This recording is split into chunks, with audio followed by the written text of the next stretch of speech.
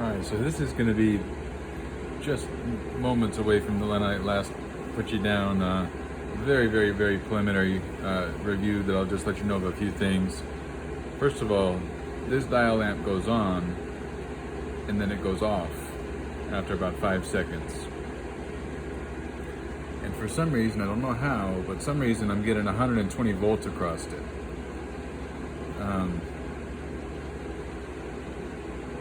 Not exactly sure if that's supposed to be there. I know it's on the top part of the 120, so it's like part of the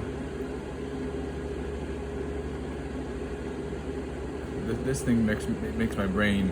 I want it to be up underneath, and that pushed over so I can understand it better. But anyways, so it's connected to the neutral. No, it's connected to the hot. I'm sorry, with the capacitor in between. So it's connected to the hot. So yeah, maybe it is 120 volts. Goes through the dial lamp. Is that right? Yeah, it must go through the switch, I guess. No.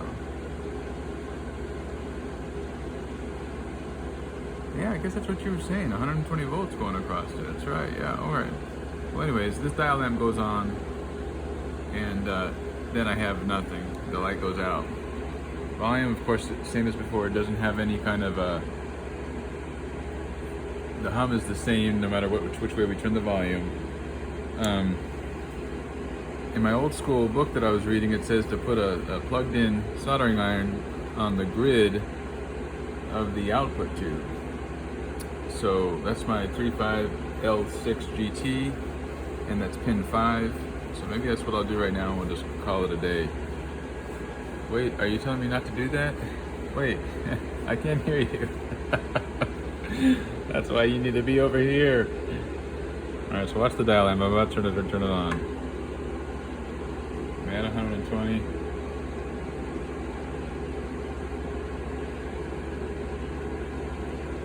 Yeah, see, I don't know. I think that about something is going wonky. There you go. Dial lamp's not acting right. Let's plug in soldering iron. And then just hold you back.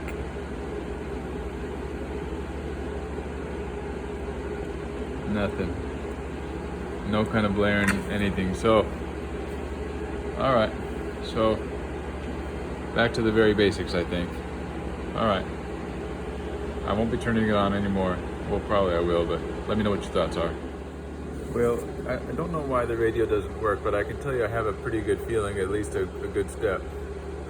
Just started doing preliminary voltage readings on the rectifier tube here. You can see pin 0, it's supposed to be 0, and I got 0. Pin 2, my 117, and I got 117. Pin 3, 111, and I got still, this is the still same as the mains, basically, so 117. Pin 4, 93 volts DC. I got 33.6 volts DC. Pin 5, 111. I got, again, same as this 111. I got 117 mains. Pin 6 is 0. Got 0. Pin 7, 82 volts AC. I got 76.7 volts AC. And number 8.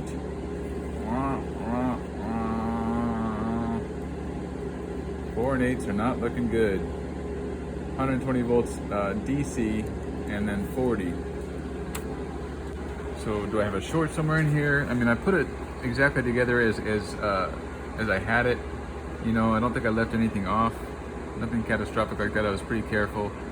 One thought that I had immediately in my mind was maybe the way that it was hooked up before. Let me see if I can't show you that real quick. So before, let me see if I can figure out where we're at. Hold on. All right, so here's my electrolytic capacitors, 2 of them, right? And that's inside that can, which I didn't use. I just took them out separate. But here's C13, and it goes down. Make sure I'm doing it right here, and it connects to pin 4 of this 12SQ7 tube. Well, when I had it wired up originally, let me see how it's, yeah, when I had it wired up originally, it was going to the top of this volume pot. All right, the top of that volume pot. I'm pretty sure, at least it was one of these three. It was either this one or this one, and this one, this green white one, I think that's the neutral going to ground, so I don't think it was down there.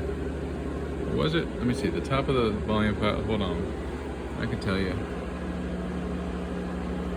Yeah, so there's your ground one right there. No, it was hooked up to right here on the top. There's the ground one right there. And that goes down to the chassis right there. Speaking of chassis, do we have a chassis ground or a neutral ground, or is there? I thought there was a capacitor between the chassis and the ground. But anyways, that's another story. So that was one of the modifications that I did. I took it off the top of the volume right here, and I put it back on pin 4, like it says. I hope I'm reading this right, but I think that I am. It's hard to see with my film at the same time. And then the other one had to do with this transformer, an IF transformer. IF near the middle, it says needs heat shrink. I did that part. It is also connected to pin 4, the O12SQ7, instead of the negative of the electrolytic. So here we got the black is what it was. You can see it's coming out of the IF transformer, it goes up here and goes up here to that same ground point.